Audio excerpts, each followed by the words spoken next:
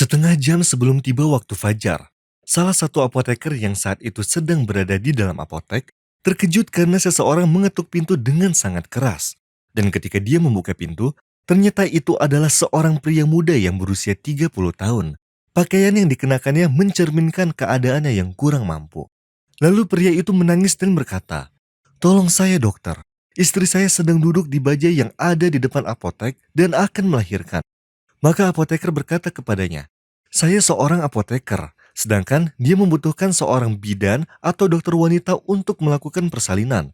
Maka pria itu memintanya dan mencium tangannya sambil menangis seraya berkata, dia akan melahirkan dan kondisinya sangat memprihatinkan.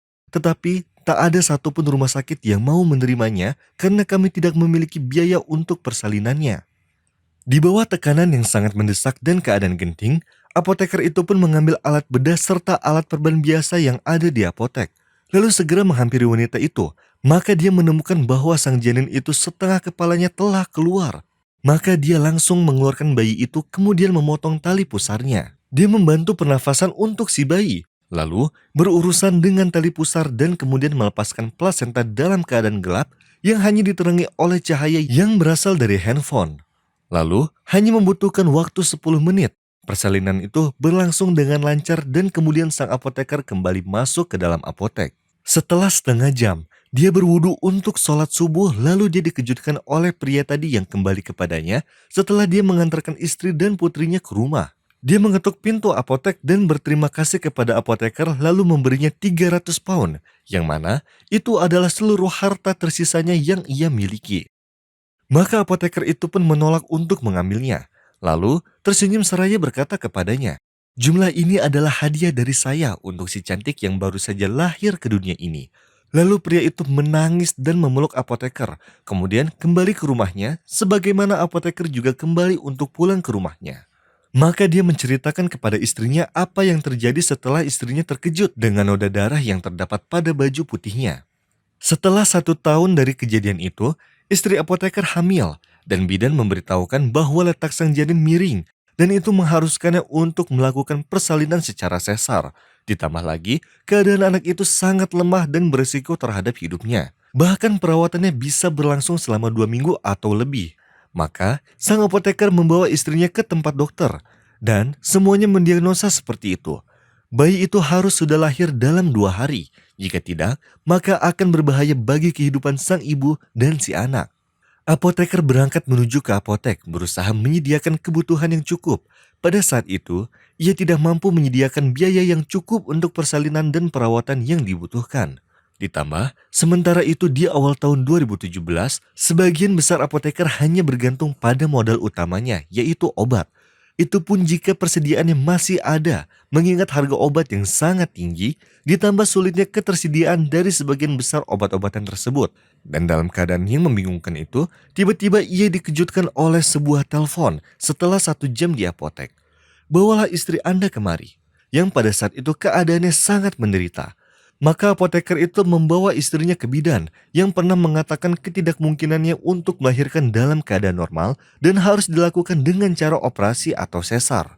Pada saat bidan memeriksa keadaannya, ia mengetahui sambil terkejut mengatakan kepada sang apoteker bahwa setengah dari kepala bayi itu telah muncul sama persis seperti kejadian saat setengah dari kepala bayi wanita di dalam bajai dahulu.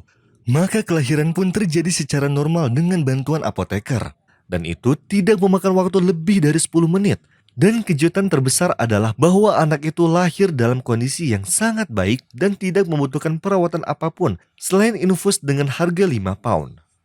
Di saat mereka sedang dalam keadaan bingung, yang mana dahulu ia bersama istrinya pergi ke bidan itu hingga berjam-jam. Bahkan 4 dokter lain sampai mengatakan ketidakmungkinannya si istri untuk melahirkan dalam keadaan normal. Dan juga kemustahilannya untuk menunggu lebih dari 48 jam. Karena jika tidak, maka hanya kematian yang menunggu sang ibu dan si bayi. Maka pada saat itu apoteker mengetahui arti sebenarnya dari sabda Nabi Muhammad SAW. Barang siapa meringankan beban saudaranya di dunia, maka Allah akan meringankan bebannya pada hari kiamat.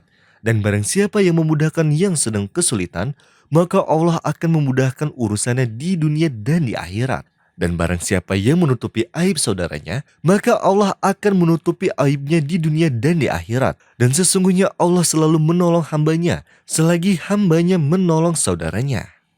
فَأَمَّا مَنْ أَعْطَى وَاتَّقَى وَصَدَّقَ بِالْحُسْنَى فَسَنُيَسِّرُهُ لِلْيُسْرَى وَأَمَّا مَنْ بَخِلَ وَاسْتَغْنَى وَكَذَّبَ بِالْحُسْنَى فَسَنُيَسِّرُهُ لِلْعُسْرَى وَمَا يُغْنِي عَنْهُ مَالُهُ إِذَا تَرَدَّى. Pada suatu hari, ada seorang pria mabuk yang memanggil sekelompok temannya. Maka mereka duduk lalu memanggil budaknya dan memberinya 4 dirham. Budak itu pergi, dan saat dia berjalan, petapa Mansur bin Ammar lewat sambil berkata, "Barang siapa yang membayar 4 dirham untuk orang miskin, maka aku akan mendoakannya dengan 4 doa."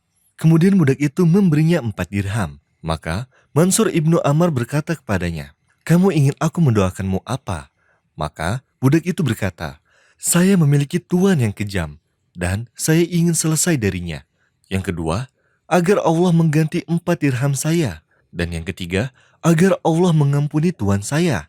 Dan yang keempat, agar Allah mengampuniku, tuanku, kamu, dan semua orang." وَإِذَا سَأَلَكَ عِبَادِي عَنِّي فَإِنِّي قَرِيبٌ أُجِيبُ دَعْوَةَ الدَّاعِ إِذَا دَعَانِ فَلْيَسْتَجِيبُوا لِي وَلْيُؤْمِنُوا بِي لَعَلَّهُمْ يَرْشُدُونَ.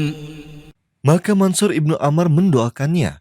Maka budak itu berbalik dan kembali ke tuannya. Lalu tuannya menggeledahnya dan berkata kepadanya dengan marah, "Mengapa kamu terlambat? Dan di mana buahnya?" Budak itu mengatakan kepadanya akan pertemuannya dengan Mansur al-Zahid dan bagaimana dia memberinya 4 dirham sebagai ganti 4 doa. Maka padamlah kemarahan tuannya dan bertanya kepadanya, "Apa doa pertamamu?" Budak itu berkata, "Saya meminta diri saya untuk melepaskan diri dari perbudakan." Tuan itu berkata, "Aku telah membebaskanmu, jadi kamu bebas di hadapan Allah yang Maha Kuasa. Apa doa kedua kamu?" Lalu dia berkata, "Agar Allah mengganti 4 dirhamku." Tuannya berkata, "Untukmu 4.000 dirham. Dan apa doa ketigamu?" Budak itu berkata, "Agar Allah mengampuni Anda."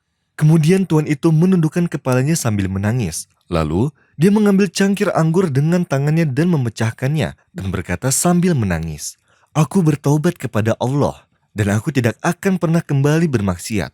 Lalu dia bertanya, "Apa doa keempatmu?" Budak itu pun berkata, "Agar Allah mengampuni saya, kamu, dan orang-orang." Si tuan berkata, "Sesungguhnya ini bukan milikku, melainkan yang Maha Pemaaf lagi Maha Penyayang." Ketika sang tuan tidur pada malam itu, dia mendengar panggilan berseru padanya, "Kamu melakukan apa yang kamu lakukan? Menurut kamu, apakah kami tidak melakukan apa yang harus kami lakukan? Tuhan telah mengampuni kamu." Anak laki-laki itu, Mansur bin Ammar, dan semua yang hadir. قُلْ يَا عِبَادِيَ الَّذِينَ أَسْرَفُوا عَلَىٰ أَنفُسِهِمْ لَا تَقْنَطُوا مِنْ رَحْمَةِ اللَّهِ إِنَّ اللَّهَ يَغْفِرُ الذُّنُوبَ جَمِيعًا إِنَّهُ هُوَ الْغَفُورُ الرَّحِيمُ وَأَنِيبُوا إِلَىٰ رَبِّكُمْ وَأَسْلِمُوا لَهُ مِن قَبْلِ أَن يَأْتِيَكُمُ الْعَذَابُ ثُمَّ لَا تُنصَرُونَ.